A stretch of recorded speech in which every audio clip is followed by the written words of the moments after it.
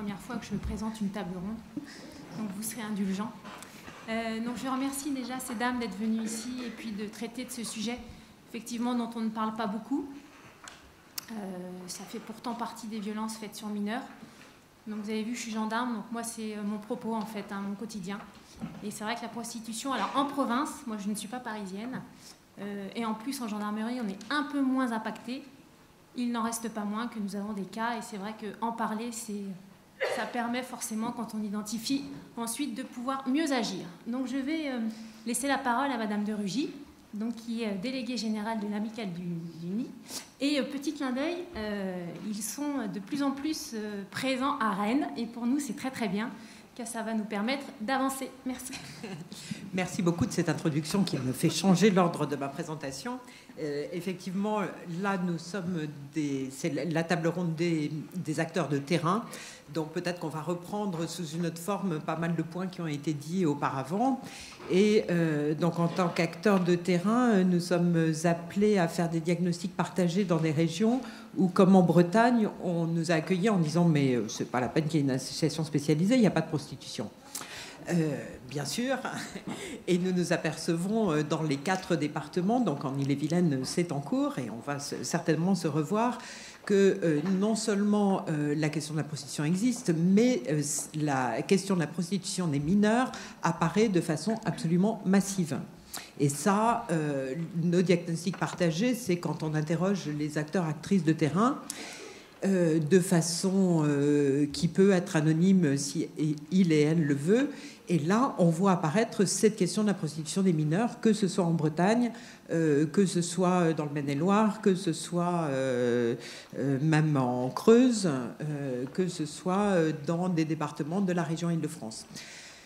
Donc c'est une question, et c'est quelque chose qui a été dit ce matin, quand on veut, on ne trouve que ce qu'on cherche.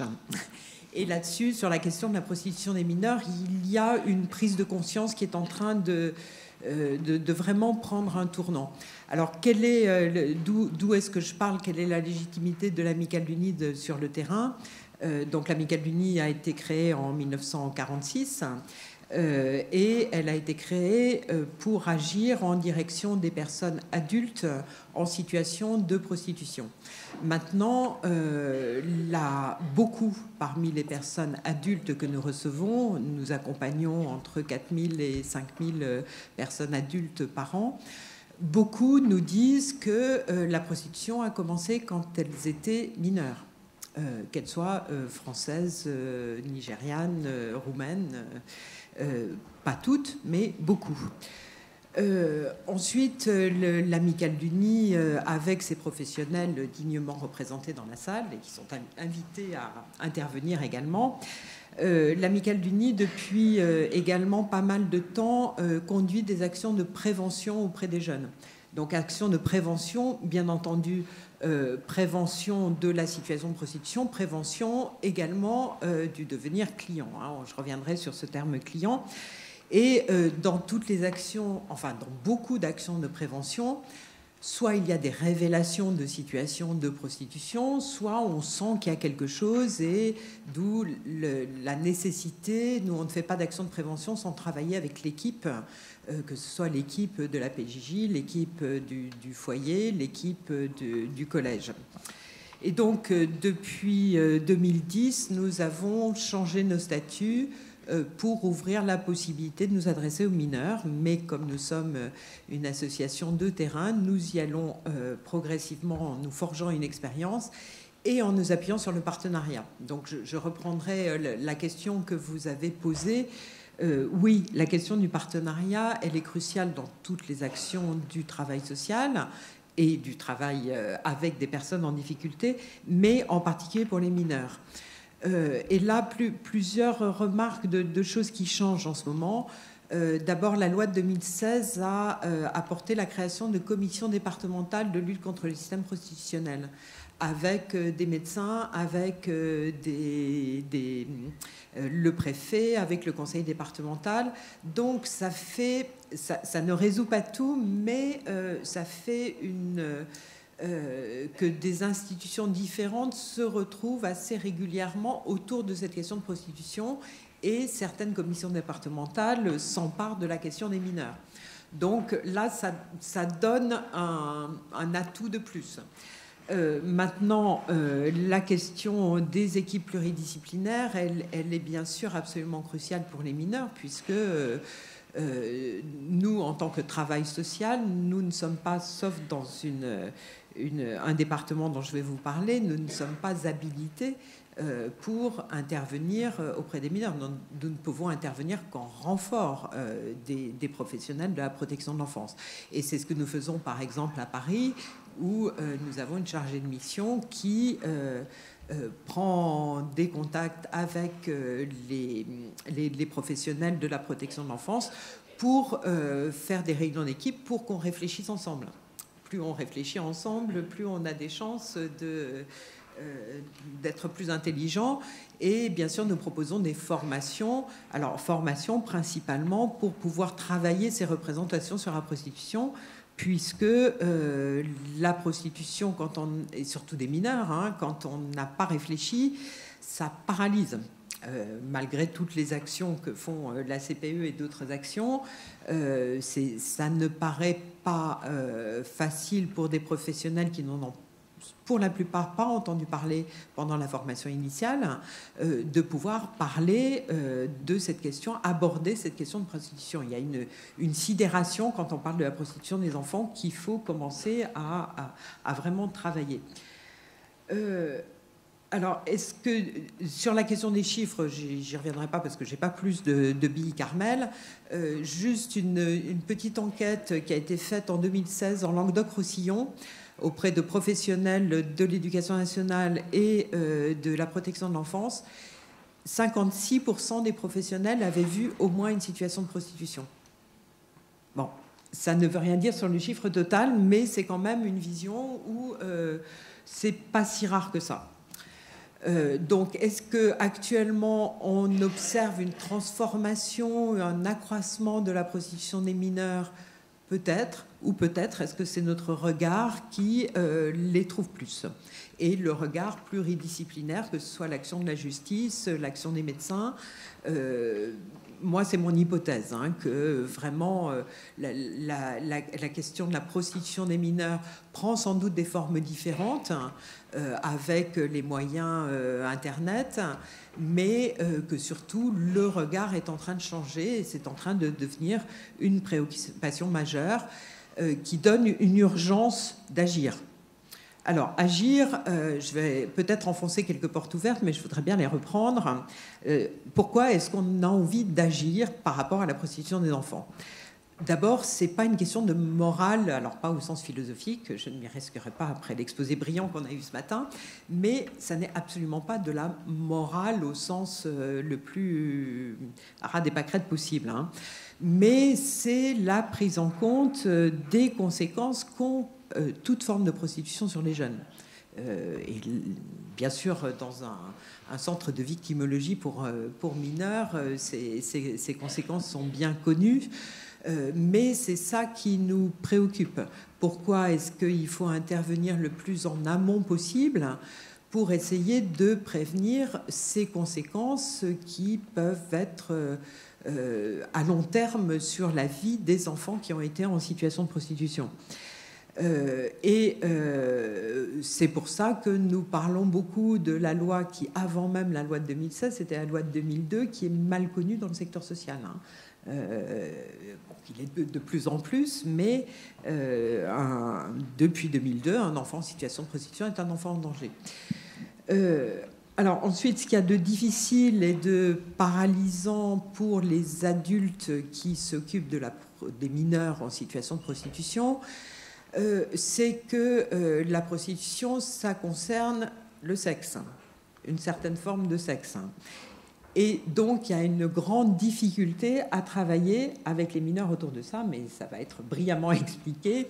Nous, ce qui nous importe, c'est avec les mineurs de bien distinguer ce qui est de la liberté sexuelle, de l'éducation sexuelle, de la liberté sexuelle quand il y a un désir partagé, avec la liberté la plus totale, et la prostitution qui est le contraire de la prostitution. le contraire de la liberté sexuelle, excusez-moi. Dernier point, et j'essaye d'aller vite, sur la question, vous savez que la loi de 2016 s'appelle loi de lutte contre le système prostitutionnel, et c'est un concept qui est important. Pourquoi système prostitutionnel ? D'abord parce que la prostitution, c'est un marché.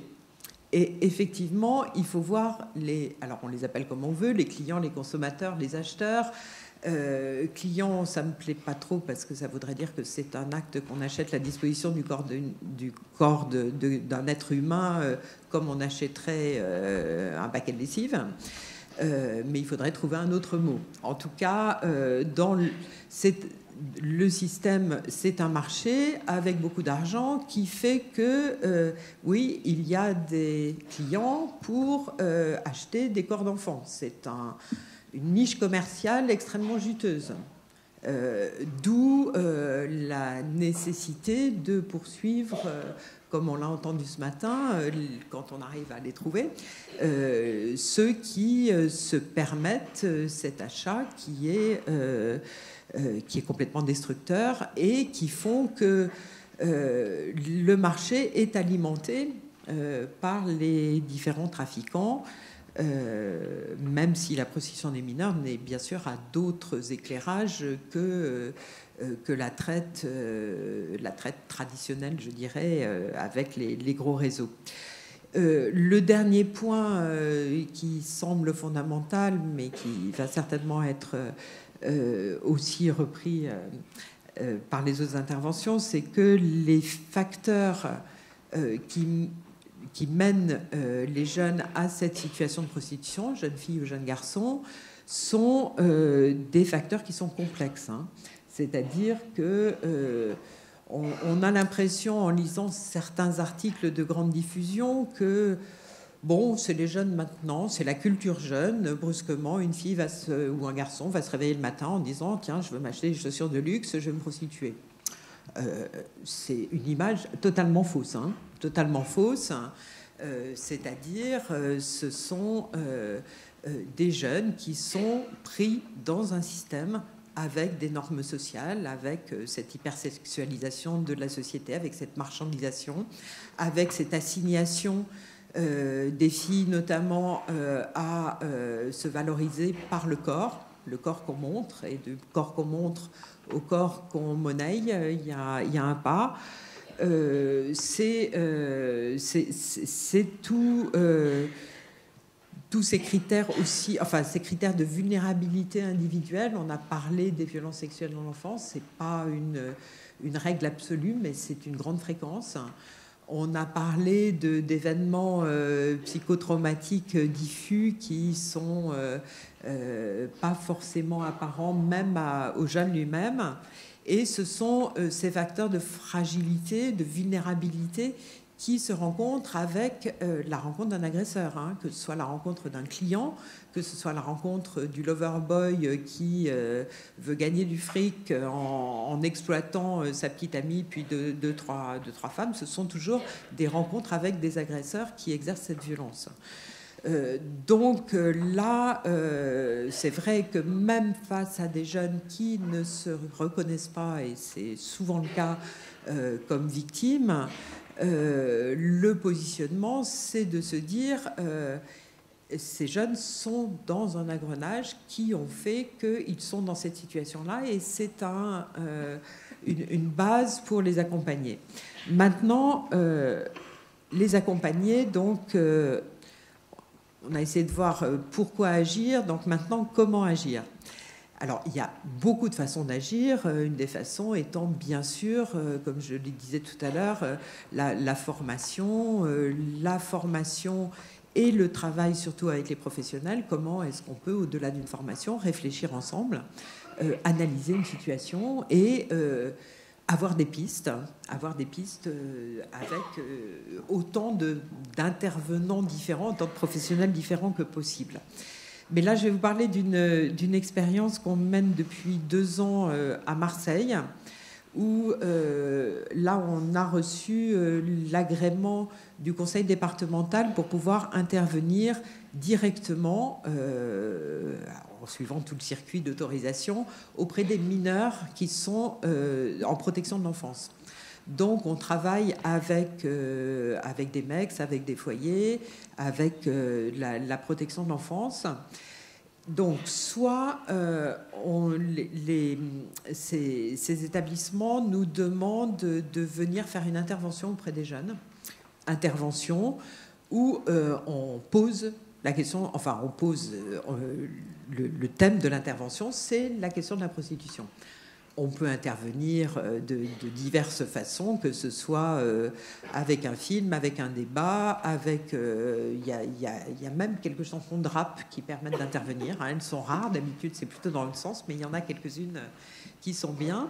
Et ceux qui donnent un support pour parler avec les jeunes, et bien sûr on le prépare avant avec l'équipe. Donc il peut y avoir des situations où les jeunes identifient notre intervenante et peuvent aller lui parler. Ou alors ce sont des professionnels qui nous disent je pense que là il y a une situation où il y a un gros risque de prostitution, est-ce qu'on peut intervenir? Donc là on obtient, enfin on demande l'autorisation et on est repéré par l'enfant. Donc on intervient bien sûr, en plus du référent ASE ou de la référente ASE, et on pose dès le début, nous on est à Michael Duny, on parle prostitution, ce qui permet de mettre le cadre. Maintenant, on intervient auprès de l'enfant, bien entendu, sans aucun jugement. On intervient, on lui pose le cadre de la loi quand même, hein, en lui disant... que la situation de prostitution est une situation de danger et qu'on doit, s'il nous révèle des choses, si il ou elle nous révèle des choses, on doit le signaler, mais qu'on est là pour l'écouter, pour ne pas le juger et pour travailler avec lui ou avec elle. Et en particulier, tout ce qui concerne ces pratiques sexuelles qui ne sont pas de la prostitution, ça reste entre nous.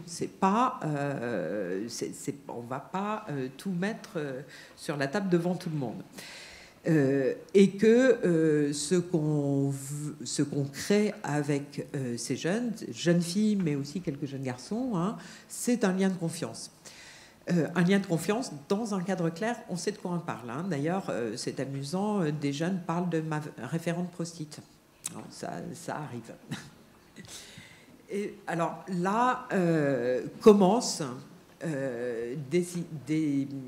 un lien éducatif qui donne lieu à une construction, une co-construction avec l'enfant, avec des situations extrêmement variées. Des situations où on n'a pas encore assez d'expérience pour déterminer des constantes. Hein. Ce sont des situations qui sont très diverses. Ce qu'on essaye de faire, c'est d'entendre l'enfant et de pouvoir le faire parler, évaluer si quelle emprise d'un tiers, quelle emprise d'un groupe, et essayer petit à petit, partout, petite touche, à déconstruire cette emprise avec l'enfant. Donc c'est beaucoup d'écoute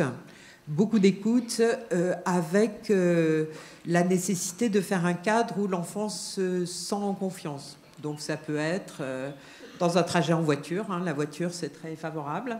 Ça peut être en faisant une balade dans les Calanques, hein, puisque c'est à Marseille, ou ça peut être dans un café, dans le foyer de l'enfance. Nous n'amenons pas les enfants dans les accueils où nous accueillons les personnes adultes en situation de prostitution. Hein.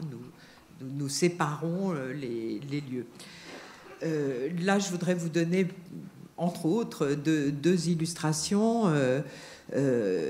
Effectivement, ça a été dit à plusieurs reprises ce matin, la question des fugues, elle est absolument récurrente. Hein.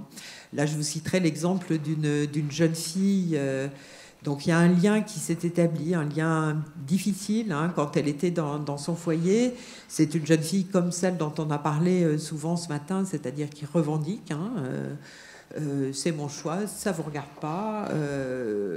Une jeune fille avec un comportement violent, hein, qui n'a pas fait un outrage sur agent, mais qui a frappé la chef de service du foyer ASE où elle était, donc qui a été renvoyée à sa mère, mère qui n'en a pas voulu. Hein.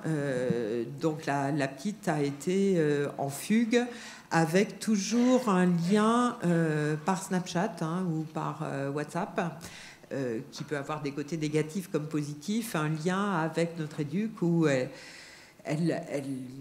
ne lui disait pas où elle était, mais elle l'interpellait un petit peu à distance. Puis elle est revenue, puis elle est repartie. Et puis il y a eu une tentative de suicide, il y a eu un lien avec des gendarmes. Donc c'est à épisode, mais avec une prise de conscience de cette jeune fille que ce qui lui arrivait, elle n'en était pas coupable. Et je dirais que ça, c'est absolument primordial, c'est-à-dire quelqu'un qui la valorise et qui lui dit qu'elle n'est pas coupable et qui l'écoute et qui l'entend et qui ne rompt pas le lien.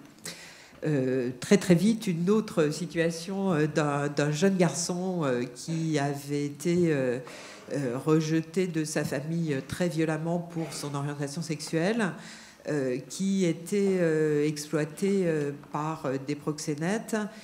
Et ce jeune garçon, c'est vrai, Madame la procureure le disait ce matin, quand des enfants passent un message à un adulte, c'est bien parce qu'ils ont une idée derrière la tête.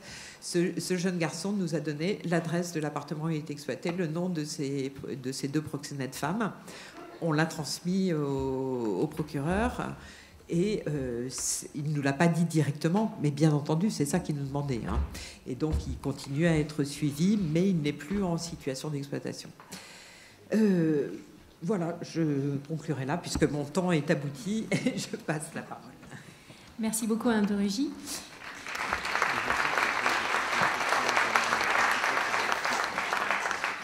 Donc, je vais passer la parole maintenant à Claude Giordanella, qui est sexologue, qui travaille à l'association Charonne, mais qui est aussi formatrice en santé sexuelle auprès des professionnels, très important. Hein, là. Est-ce que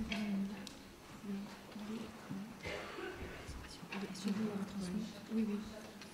Alors, j'installe. Alors, dans votre exposé, vous allez nous parler du michetonnage, hein, qui est un terme peut-être que tout le monde ne maîtrise pas.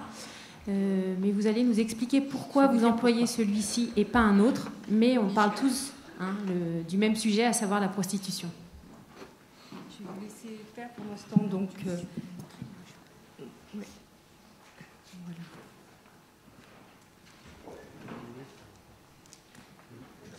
Oui, d'accord, super. Donc, merci beaucoup de me donner l'occasion de vous parler de ma pratique.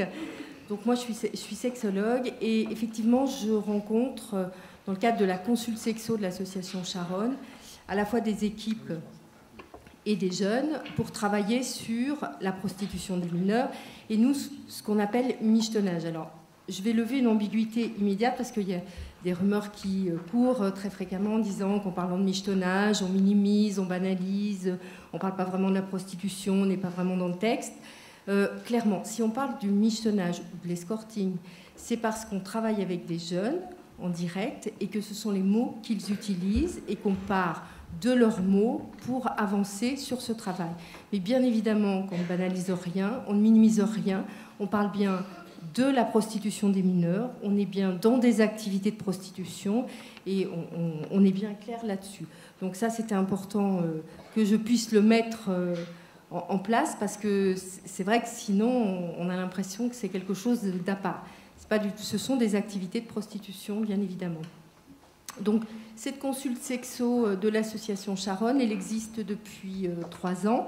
Donc elle a fait suite à tout un travail et au pôle prostitution de l'association Charonne avec les réflexions, entre autres autour de la consultation jeunes consommateurs où on avait beaucoup de jeunes qui venaient et qui liaient les activités de prostitution et le fait d'obtenir en échange des produits.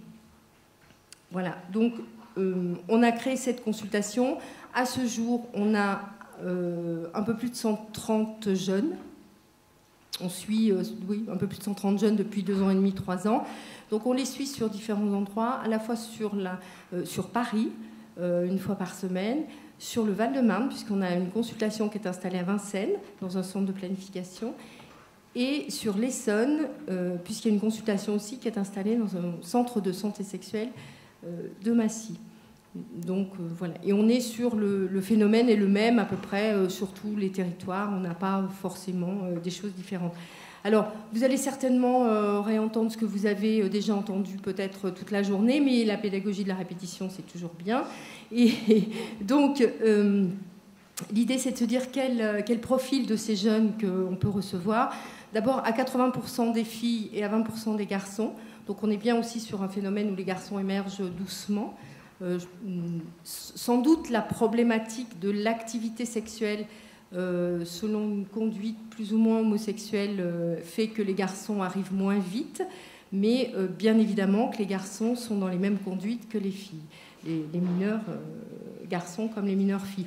Donc ces jeunes filles ou ces jeunes garçons sont quand même complètement empreints de tout ce qu'on leur propose, et on reçoit des jeunes qui sont complètement envahis parce que proposent notamment des personnages très emblématiques des médias comme Madame Kardashian entre autres et les autres.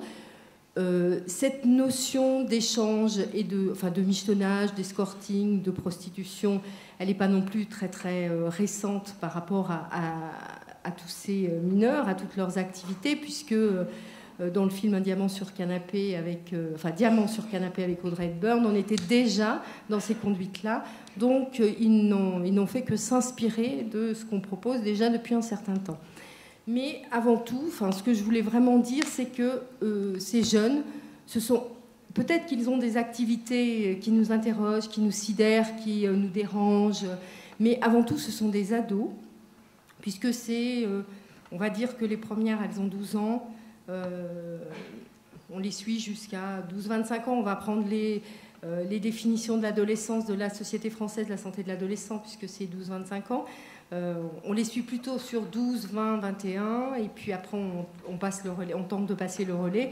Mais c'est vrai que ce sont d'abord des ados, donc qui se posent plein de questions, qui sont très en attente d'avoir des réponses qu'on ne leur donne pas forcément, qui ont un pulsionnel très très fort, bien évidemment, qui ont un attachement au père qui facilite aussi les démarches de proxénétisme dont on parle entre elles ou entre eux, qui ont une perception de soi qui est quand même très particulière, une estime de soi pour beaucoup d'entre eux dans les chaussettes, pour être un peu pragmatique, qu'il faut relancer, une audience imaginaire et une fable personnelle qu'ils se construisent à travers beaucoup ce qu'on leur propose, entre autres les médias, les publicités, les propositions j'ai entendu parler de Zaya tout à l'heure, mais qui était quand même un des grands modèles, et alors dans le 94, comme elle y a fait une petite apparition à un moment donné de sa vie, je vous dis pas, c'est le fer de lance. Donc, tous ces jeunes modèles médiatiques qui se présentent dans des tenues complètement magiques, mais non expliquées, tous ces jeunes qui n'ont pas forcément d'étayage, qui ont des fragilités, eh bien, ils prennent absolument tout ce que la société leur propose comme argent comptant pour tenter d'exister, de se construire leur fable au moment de l'adolescence, qui est quand même un moment de fragilité. Donc, le rap fait aussi beaucoup. Moi, je vous encourage, alors c'est pas hyper marrant, mais je vous encourage quand même à aller regarder régulièrement les téléréalités, à aller écouter du rap, pas forcément le rap qui vous convient, mais celui qu'ils écoutent et qui leur parle en permanence des michetots, des escortes, des hôtesses des bars à chicha, enfin on est vraiment des bintas, on est vraiment dans les chansons ou dans les discours des jeunes sur ce qu'ils nous renvoient quand on les reçoit en consultation. C'est quand même hyper important de parler de ce qui les entoure et de ce qui fait qu'ils arrivent devant vous en vous disant, de toute manière, vous inquiétez pas, madame. Moi, ils me le disent très souvent, vous inquiétez pas, madame, pour moi. Moi, je maîtrise, je gère. Enfin bon, voilà, j'étais consentante, tout en sachant pas forcément, tout en n'ayant pas forcément la même notion du consentement que nous, on pourrait l'avoir. Ceci dit, je vous fais une parenthèse quand même, dans notre société, je ne suis pas convaincue qu'on soit éduqué à consentir. Je pense qu'on est souvent éduqué à être un peu docile et que du coup, ça facilite quand même pas tout à fait les choses. Hein. Depuis le début, on nous dit fais ci, fais ça. Pour un peu qu'on grandisse dans des communautés où la rigidité, l'autorité de l'homme est importante, la notion de consentement, on pourrait la réinterroger. Mais avant tout, enfin moi, les jeunes que je reçois, que ce soit les filles comme les garçons, ce sont quand même des jeunes qui ont une histoire de vie abîmée. Et l'intérêt de les recevoir en consultation et l'intérêt de ma fonction d'être sexologue, c'est que j'évalue avec eux leur santé sexuelle. Donc je ne vais pas du tout leur parler dans un premier temps d'activité, je vais leur demander où ils en sont, où elles en sont de leur santé sexuelle et ce qu'elles en pensent de leur sexualité, de la construction, enfin de là où elles en sont, et de ce qu'elles peuvent m'en dire et des risques qu'elles peuvent prendre éventuellement. Et c'est là où on commence à avoir des vrais problèmes, parce que souvent la santé sexuelle, c'est pas vraiment la notion de santé, bof, la notion de sexualité, bof, ou alors on ne veut pas du tout en parler tellement elle fait mal. Donc c'est vrai que on sent bien, et des statistiques qui ne sont pas du tout officielles, mais qui sont les miennes, c'est-à-dire dans les consultations que je peux avoir, sur les 130 dossiers à peu près, je peux vous assurer quand même que tous ces jeunes ont une vie abîmée, ont vécu des traumatismes liés à des violences sexuelles, des violences d'humiliation, des violences physiques très graves, et qui font que tous ces traumatismes les ont amenés à un moment donné à être dans des situations d'instabilité, de fragilité, déjà de fait parce qu'on est dans la construction de l'adolescence, mais qui se sont renforcés du fait des traumatismes. Et c'est hyper important de l'entendre, parce que quand on a été un objet sexuel utilisé par un père, un grand-père, un voisin, un copain, un lover boy, eh bien finalement, pourquoi on ne continuerait pas ? Parce qu'on a compris qu'à travers ça, on pouvait peut-être récupérer un petit bien, quelque chose, un petit peu d'argent, un petit peu de produits, voire un sac, alors les Louboutins, les Vuitton, une petite robe sympa, du maquillage parce que c'est cher, un tressage parce que c'est cher, le fait de rentrer dans une boîte alors qu'on n'a ni l'âge ni le milieu social qui nous permettrait de rentrer dans une boîte telle qu'il y a des grands sportifs et que peut-être on pourrait changer de milieu social.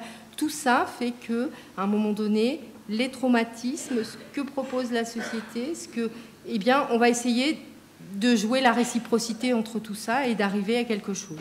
Et c'est vrai que toute la consultation consiste à détricoter, même si le mot n'est pas très joli, mais le travail consiste à détricoter leur histoire et essayer de voir quelles sont les possibilités de faire un peu autrement. Alors, quand elles parlent de leur santé sexuelle, on est très vite au courant des difficultés qu'elles peuvent rencontrer, du manque d'informations qu'elles ont, parce que je vous rappelle quand même que l'éducation à la sexualité, elles en ont eu un peu, pour un peu qu'elles aient été un peu scolarisées jusqu'en 4e ou 3e au moins, elles ont peut-être aperçu une séance d'éducation à la sexualité. Si elles ont eu de la chance, c'est pas forcé, parce qu'on est quand même loin du compte aujourd'hui. Les 3 séances d'éducation à la sexualité par an, par niveau d'âge, de la grande section maternelle au lycée, ça, on échappe quand même encore. Donc, c'est vrai qu'elles sont assez peu étayées sur tout ça. Elles sont assez peu étayées sur leurs émotions, leurs sensations. Cette notion de consentement, moi, je la travaille pas forcément par la pensée ou par l'élaboration intellectuelle, parce que c'est pas toujours évident, mais je la travaille beaucoup à travers le corps, c'est-à-dire qu'est-ce qui se passe dans le corps quand je suis consentante, c'est-à-dire être consentant, c'est avoir envie. Et quand j'ai envie, qu'est-ce qui se passe dans le corps ? Qu'est-ce qui se passe clairement, posez-vous la question, quand vous avez une espèce d'attraction sexuelle, qu'est-ce qui se passe dans votre corps pour vous dire que vous avez envie et qui fait qu'à un moment donné, votre message, il s'élabore et vous dites oui ou non. Et c'est vrai que toutes ces jeunes filles sont quand même très, très coupées de leurs émotions, très coupées de leurs sensations corporelles. Et c'est tout un travail qu'il faut recommencer, rééduquer ou éduquer pour certaines quand il n'y a pas eu quelque chose de fait au niveau de la famille parce que c'est pas possible ou au niveau des institutions qu'elles fréquentent parce que c'est pas possible. Voilà, c'est un peu le travail qu'on mène rapidement. À travers ça, on a pu se rendre compte quand même que cette relation entre leurs pigeons, elles appellent leur cible, leur pigeon, enfin, ça devient vite le prédateur, hein, il quitte vite ses plumes, hein, il change vite de plume le pigeon, et il met vite les plumes du prédateur. Et donc, cette relation, c'est aussi une relation qui peut être hyper excitante et qui les met dans un tourbillon quand même hyper important. Donc, à un moment donné, elles sont quand même dans ce tourbillon volatile et nous échappent beaucoup. On a parlé des fugues, on a parlé de « je veux rien dire, je veux rien faire, je veux pas aller voir personne, je me débrouille, je gère ».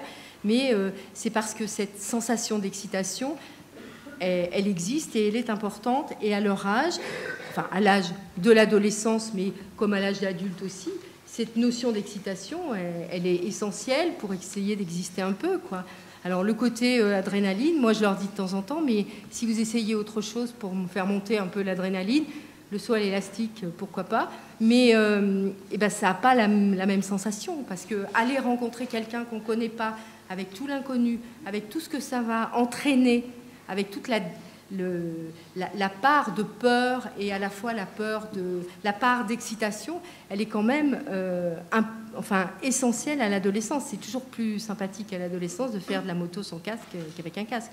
Donc, à un moment donné, prendre des risques, c'est aussi être adolescent. Donc, c'est vraiment difficile avec elles ou avec eux de détricoter tout ça.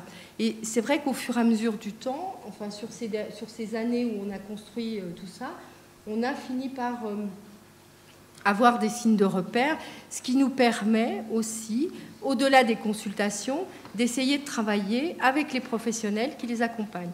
Que ce soit les professionnels de l'ASE, de la PJJ, que ce soit les professionnels de l'éducation nationale, voire avec les parents aussi. Avec les signes de repérage, on essaye de donner des outils aux gens qui les accompagnent. On sait très bien qu'un ado, il grandit avec des tas d'adultes autour de lui qui essayent de l'accompagner comme ils peuvent, avec les plus et les moins, et ce qu'ils sont. Et à un moment donné, donner des outils à tout à chacun que nous sommes, c'est intéressant. Donc on a essayé de lister des signes de repérage pour que de plus en plus, dans les structures, on nous interpelle ou on s'interpelle pour pouvoir dire cette jeune est en danger, peut-être qu'elle se met en danger, peut-être pas, parce que vous savez, la limite avec l'adolescence, après, il n'est pas question non plus dans les lycées d'aller dire toutes les jeunes filles, ça y est, elles ont mis un top un peu décolleté, au secours, Elmiston. L'idée, c'est pas ça, mais l'idée, c'est de se dire quelles sont celles qui se mettent réellement en danger et comment on peut essayer d'intervenir le plus rapidement possible. Et ça fonctionne. Dans l'Essonne, comme dans le 94, toutes les assistantes sociales scolaires et les infirmières scolaires ont eu l'occasion de nous rencontrer pour échanger sur ce qu'on appelle des sensibilisations. Et c'est vrai qu'aujourd'hui, ils nous sollicitent. Quand on fait des formations avec la CPE, puisqu'on est un partenaire privilégié de la CPE, c'est vrai qu'on fait des formations ensemble auprès des éducateurs de la prévention, auprès des éducateurs de l'ASE. C'est vrai que c'est important derrière de repérer et d'oser repérer. Vous parliez, monsieur, tout à l'heure de comment on peut partager ou dire nos formations, mais on sent bien aussi que ce qui manque à tout professionnel qui accompagne un ado, c'est aussi de travailler sur les postures pour parler sexualité à un ado. Oser parler sexualité, c'est pas simple. Déjà pour soi, parce que ça résonne avec sa propre sexualité, donc de toute manière, c'est pas facile. Parler de prostitution, ça résonne avec nos représentations de la prostitution. En général, on nous a expliqué que la prostitution valait mieux pas. Et donc, c'est extrêmement sidérant, comme on l'a déjà dit plusieurs fois, mais c'est extrêmement difficile aussi de parler sexualité. Et se former sur la posture qu'on peut avoir en parlant sexualité pour accompagner les jeunes, ça peut être intéressant. Et c'est vraiment tout le travail qu'on tente de faire au quotidien pour pouvoir, pour que ce travail en réseau puisse au mieux étayer les jeunes, les accompagner et tenter à un moment donné qu'elles suspendent leurs activités. Je dis suspendre parce qu'aujourd'hui, on n'a pas assez de recul pour savoir si les jeunes qui ont arrêté leurs activités de prostitution les ont arrêtées définitivement ou pas. Donc je suis prudente. Pour moi, aujourd'hui, elles les ont suspendues. 3 ans, on n'a pas suffisamment de recul pour savoir. Mais pour celles qui les ont suspendues, c'est vrai que c'est quand même, pour celles ou ceux, parce que les garçons aussi, c'est quand même extrêmement important. L'idée, c'est qu'une fois qu'on a commencé à faire ce travail et qu'elles ont commencé à toucher du doigt les dangers et qu'elles ont commencé à essayer de raconter leur histoire et à essayer de faire du lien avec leur histoire, c'est qu'on puisse les réorienter le mieux possible, peut-être vers des thérapies longues autour du psychotrauma quand les traumatismes sont importants. Mais quoi qu'il arrive dans la prostitution des mineurs, je vous rappelle qu'une passe, c'est un traumatisme en soi, parce que c'est souvent un viol en soi, même si elles disent « mais non, vous inquiétez pas, j'ai aucune douleur, moi de toute manière, je fais l'étoile de mer, j'attends que ça se passe, l'essentiel c'est qu'ils me filent le fric ». C'est pas si simple que ça. Le traumatisme, il est à travers tout ce qu'elles disent là. Donc c'est important de se dire qu'il faut travailler en réseau pour pouvoir les accompagner au mieux. Et puis pour celles qui ne peuvent pas non plus suspendre leur activité le temps, leur minorité qu'on pourrait accompagner, c'est important qu'on ait des partenaires pour qu'elles puissent après avoir des relais et des structures qui les accompagnent dans des parcours de sortie quand elles seront majeures, quand elles décideront à un moment donné, ou quand elles pourront décider, parce que c'est surtout ça, qu'elles pourront décider de suspendre leur activité et qu'elles pourront aller rencontrer nos collègues qui les prendront en charge à ce moment-là quand elles seront majeures. J'ai plus que 2 minutes, c'est juste pour vous dire, pour vous faire juste la synthèse.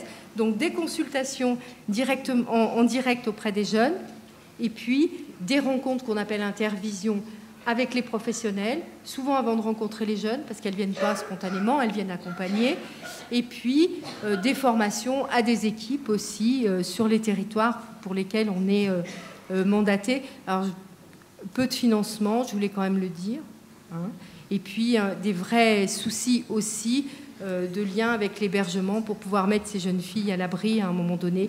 Quand on a une jeune fille qui a 17 ans, qui est en rupture de contrat avec l'ASEUC et tout, et qui va avoir bientôt 18 ans et que c'est extrêmement compliqué de les héberger. Ce matin, avant de venir, j'étais encore dans le département du Val-de-Marne et c'était le problème, c'est où on met cette jeune fille. Elle vient d'avoir 18 ans, elle est SDF, qu'est-ce qu'on fait? Et puis elle voudrait bien, à un moment donné, quitter ses parcours, mais comment on fait, où on l'héberge, on ne sait pas trop. Et puis c'est important aussi de se dire qu'à un moment donné, l'hébergement, il peut peut-être être sur l'hospitalisation pour faire des évaluations aussi autour de l'état psychiatrique de ces jeunes qui sont quand même extrêmement effractés dans tout ce qu'elles vivent au quotidien. Donc c'est vrai que c'est important. Quelquefois, on fait des ateliers éducatifs collectifs dans certains endroits, dans certains foyers. On a eu l'occasion d'en faire avec quelques partenaires, il y en a qui sont dans la salle. C'est pas de tout repos, mais on tente et vraiment je vous encourage à essayer de mettre en place ces ateliers à la fois d'éducation à la sexualité, à la fois sur l'estime de soi et qui permettent aussi des repérages pour les professionnels. Voilà, je vous remercie.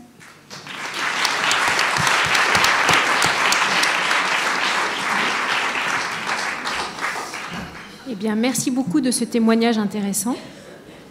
On en finira. Alors, je préviens tout de suite, on n'aura pas le temps pour des questions après. Malheureusement, on doit tenir un timing. Donc, voilà, je préfère vous prévenir et éviter toute frustration ultérieure. On va finir avec l'équipe en fait du centre éducatif et de formation professionnelle donc de Bernerville-sur-Mer, pas loin de Deauville. On va commencer donc par Ulrich Desserten, psychologue. Alors, pour la petite anecdote, quand j'ai pris attache avec ces dames pour la table ronde, je pensais qu'Ulrich était un homme, donc je me suis adressée à elle en tant que telle, et en fait, elle vient de me rassurer en me disant qu'elle avait subi une opération dernièrement et qu'elle l'avait très bien vécue, donc ça va, aucun malaise.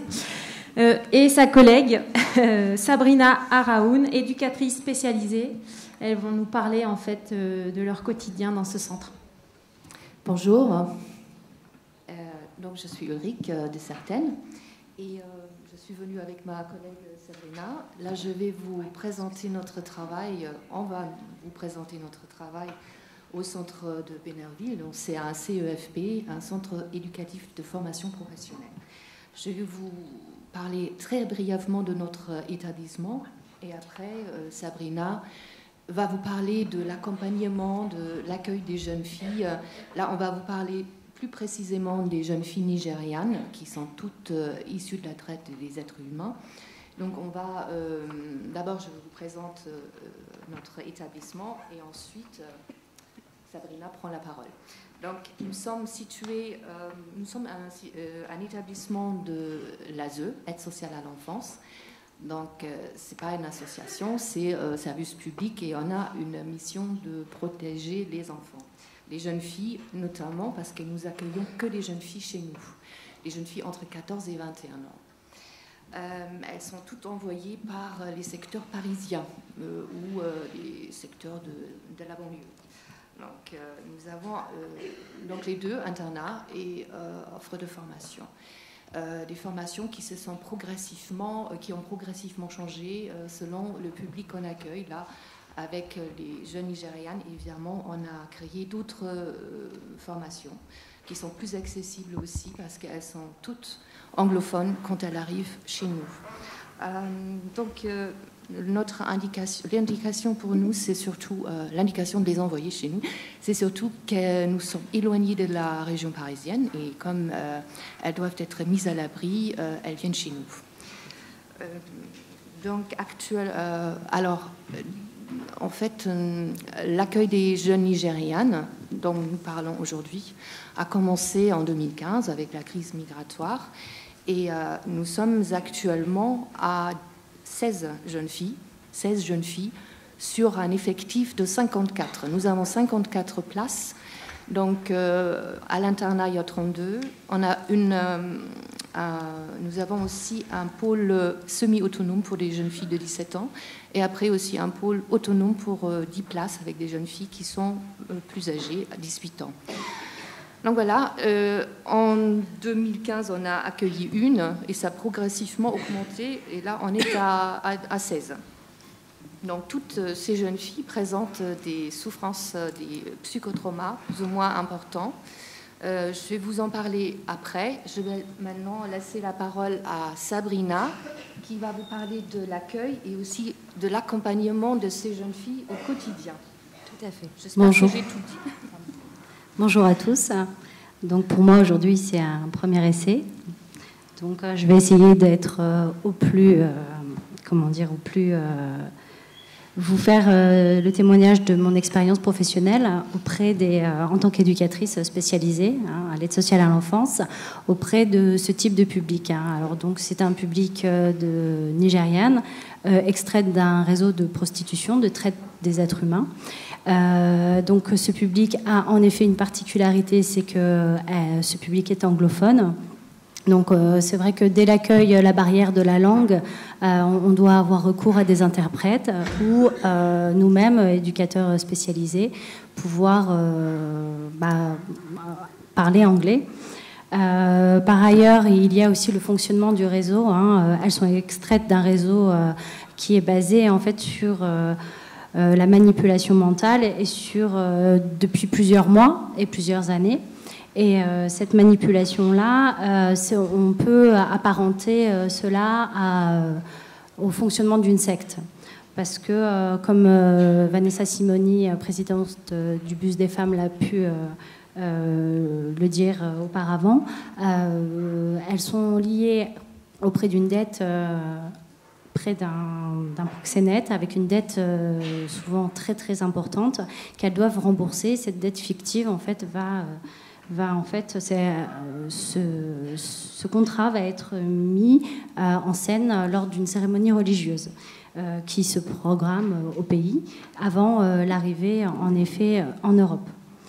C'est un engagement autour de la dette fictive, mais la jeune sous emprise et dépendance totale envers ses ravisseurs. Et je pense que c'est un lien à ne surtout pas minimiser, parce que quand elles arrivent et tout au long de de la prise en charge éducative, bien souvent, le fait de ne pas rembourser la dette à leurs proxénètes, les mettre dans un état en fait de dissociation. Voilà. Donc, et puis aussi, les profils des jeunes filles nécessitent une prise en charge psychologique importante. En effet, elles souffrent de nombreux traumatismes qui sont liés certes à la situation d'exploitation sexuelle, mais aussi à leur parcours migratoire traumatique. Donc en fait, dans un premier temps, nous accueillons ces jeunes filles dans le cadre d'une mise à l'abri. Une mise à l'abri, ça veut dire qu'on doit répondre aux besoins de mise en sécurité de la mineure. Nous sommes un établissement où l'éloignement géographique de la région parisienne est primordial, et la relation d'emprise en fait des exploiteurs par rapport à la mineure est très importante. Donc il y a une dépendance physique, psychologique, et le fait de la mettre sous protection dans notre établissement, lui donner des conditions de logement, de pouvoir boire, manger, assouvir ses besoins primaires, sont pour elle la première étape de mise en sécurité.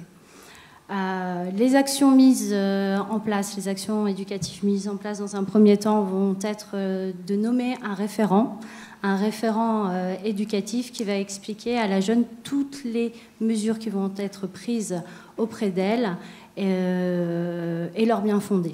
C'est très important parce qu'elles ne connaissent pas en effet le système de l'aide sociale à l'enfance, le système judiciaire, et il est important pour elles qu'elles se sentent en sécurité et de ne pas multiplier en fait les intervenants. Donc un référent éducatif est nommé, et ce référent éducatif va essayer de recueillir bien entendu son adhésion dans la mise à l'abri. Et bien souvent elles adhèrent. On a eu quelques jeunes filles qui ont fugué de l'établissement et qui ont pu rejoindre le réseau, mais depuis l'accueil, depuis 4-5 ans, on peut dire qu'elles sont à deux jeunes filles qui ont fugué et qui ont quitté notre établissement. Donc tout l'enjeu va être de faire prendre conscience à la jeune qu'elle est en situation de victime et en une situation d'exploitation. Bien entendu, dans un premier temps, la jeune, elle va minimiser son statut de victime. Et la reconnaissance de ce statut va permettre à la jeune d'entreprendre les démarches judiciaires. Et c'est dans ce cadre de la mise à l'abri que la jeune pourra prendre conscience de la réalité et de son statut de victime, qu'elle minimise bien sûr. Donc c'est vrai que nous, dans un premier temps, on les prend, on les met à l'abri, puis ensuite il y a un projet d'insertion. Le projet d'insertion, il va être élaboré en termes pour leur donner les moyens de sortir de la prostitution et de leur donner d'autres moyens d'existence. Le projet d'insertion va se décliner et notre établissement a mis en place des actions autour de la scolarité. En effet, l'apprentissage de la langue française est primordial. Nous avons développé des classes spécialisées autour de l'apprentissage de la langue française. Donc, pour vous donner un ordre d'idée, les classes sont d'un effectif de 6, où, en effet, le niveau est CP-CE1. Voilà. Et certaines, en fait, elles sont analphabètes, elles n'ont pas été scolarisées au pays, et en effet, pour elles, c'est un véritable enjeu de pouvoir se construire un projet, mais elles investissent la scolarité d'une manière très très importante dans la formation. Aussi, on va travailler autour de l'estime de soi. Alors, l'estime de soi et la socialisation. Pour nous, c'est un axe qui est très très important parce que ce sont des jeunes filles accueillies qui n'ont jamais été en contact avec la culture française, ou en tout cas, tout du moins, de manière très brutale et très brutale. Et c'est vrai que pour elles, mettre en place des ateliers d'expression, des ateliers autour du théâtre, afin qu'elles puissent s'exprimer, et puis se montrer aussi, ne pas avoir honte de se montrer. Et puis aussi, on va travailler sur la tenue vestimentaire par l'achat, comment se présenter à l'autre par l'achat et l'accompagnement effectif des éducateurs ou des éducatrices, parce que nous sommes bien entendu des équipes mixtes, même si nous sommes un établissement que de filles, nous avons des équipes mixtes. Et il est important pour nous de pouvoir travailler cette question-là, comment se présenter à l'autre aussi et comment interpeller les collègues par rapport à cette question de la sexualité et de la prostitution. Vous parliez de formation tout à l'heure.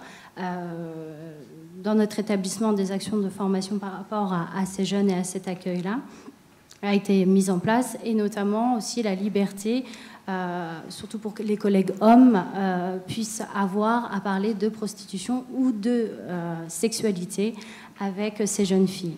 Il y a encore du travail à faire, parce que je sais qu'il y a quelques gênes qui peuvent être ressentis de la part de certains collègues hommes, mais cette prise en charge, en fait, a été des mineurs prostitués, a été mis en place, mais de manière globale, dans le projet d'établissement. Par ailleurs, dans le domaine de la santé, nous avons mis un partenariat avec le centre de planification qui va aussi intervenir sur des groupes d'hébergement pour parler de tout ce qui est santé, relations hommes-femmes de manière plus générale. Mais je dirais que ces jeunes filles prises en charge et victimes de traite sont aussi mélangées avec d'autres jeunes filles ayant d'autres problématiques ou peut-être aussi les mêmes problématiques que les adolescentes. Voilà. Par ailleurs, le suivi psychologique est indispensable par rapport à leur parcours migratoire, Et là, je vais laisser, bien entendu, ma collègue psychologue de l'établissement. Voilà, merci. Merci. Donc, je reviens sur le travail psychologique, qui est évidemment très important. Mais je voudrais dire d'abord que ce que j'ai oublié tout à l'heure, ce qui est très important, c'est quand même dire qu'on est une équipe, qu'on fait un travail pluridisciplinaire.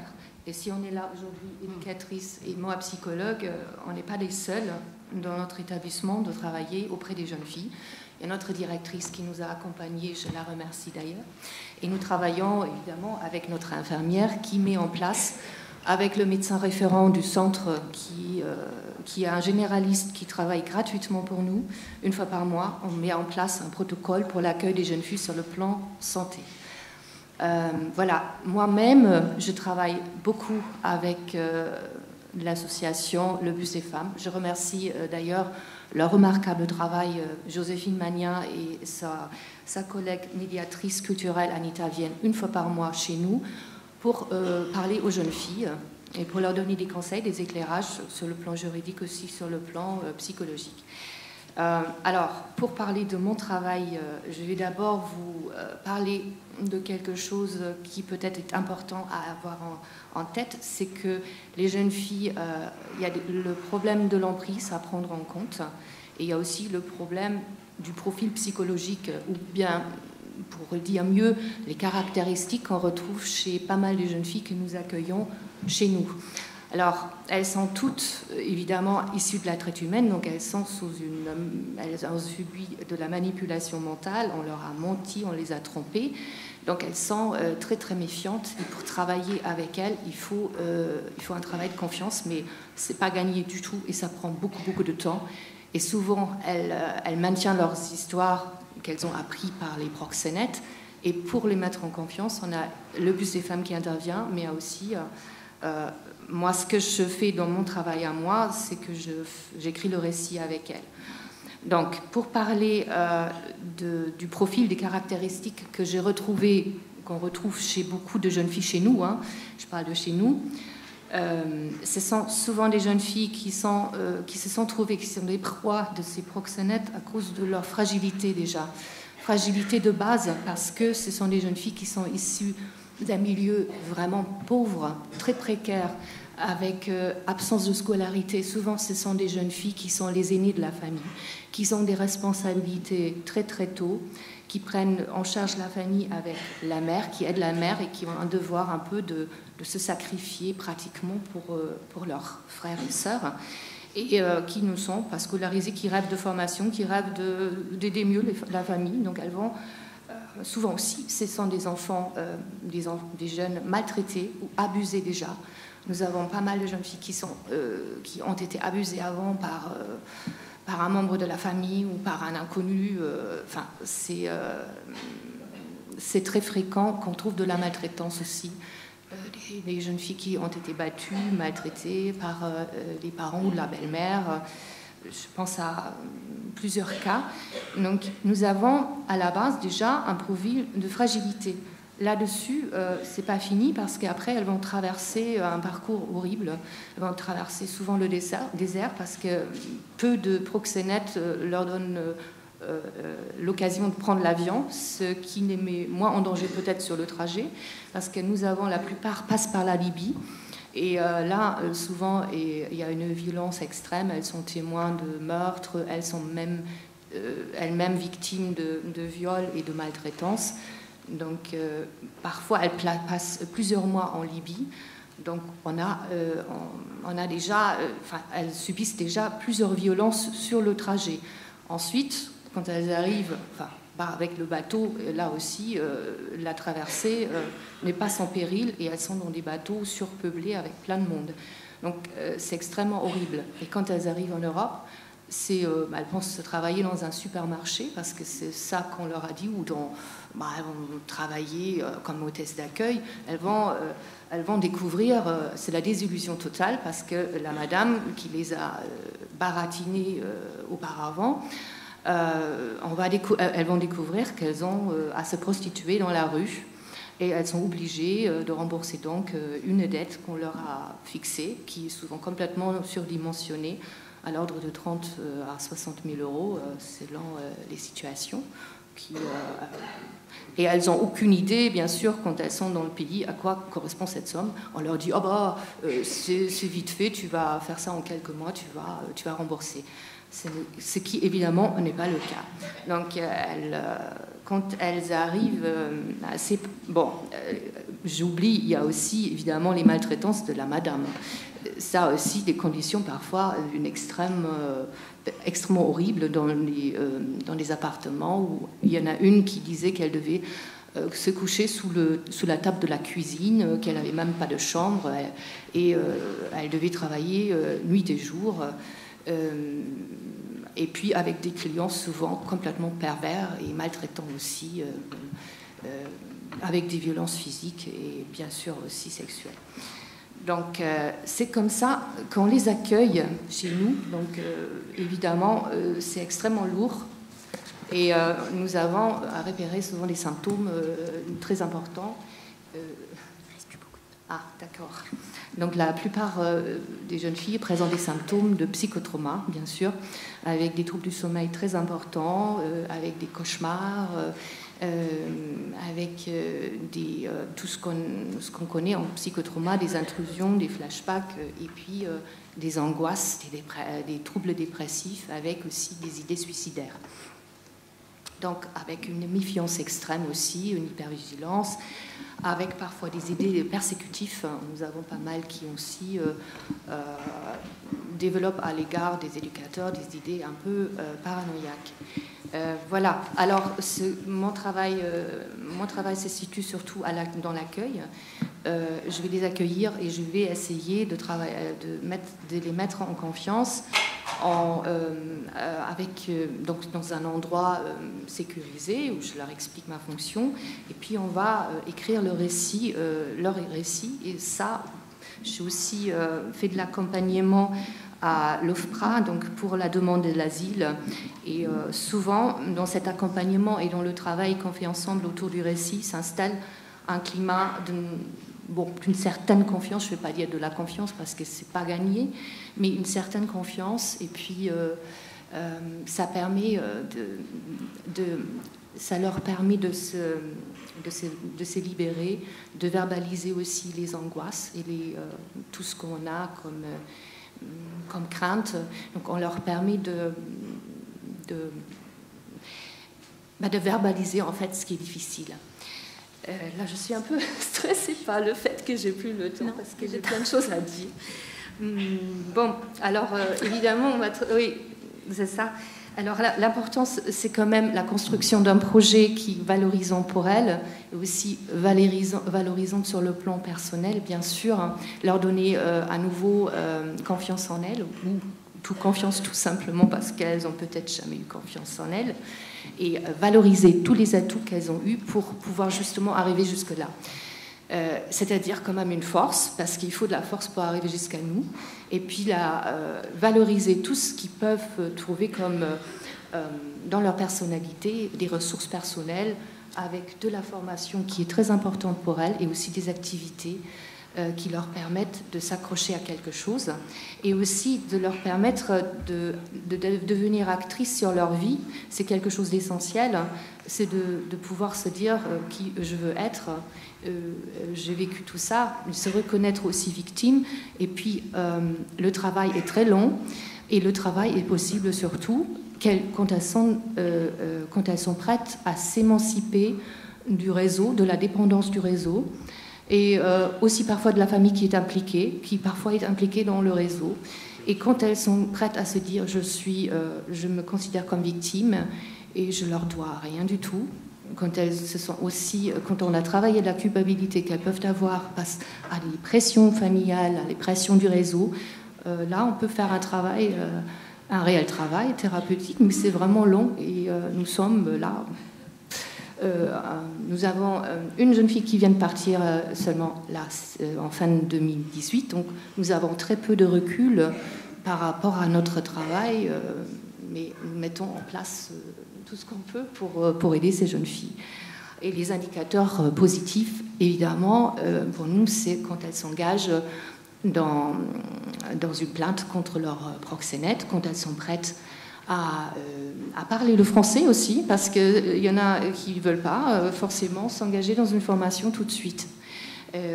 Nous avons plusieurs indicateurs positifs, et on a constaté quand même quand elles veulent apprendre le français, qu'elles ne veulent plus parler l'anglais, et vraiment avec le peu qu'elles savent parler français, là on a une accroche, on a quelque chose, et c'est avec peu de choses qu'on travaille, mais c'est déjà ça. Je ne sais pas si j'ai tout dit. J'étais un peu pressée par le temps, là, malheureusement. Désolée. Donc, désolée. Je vous remercie en tout cas.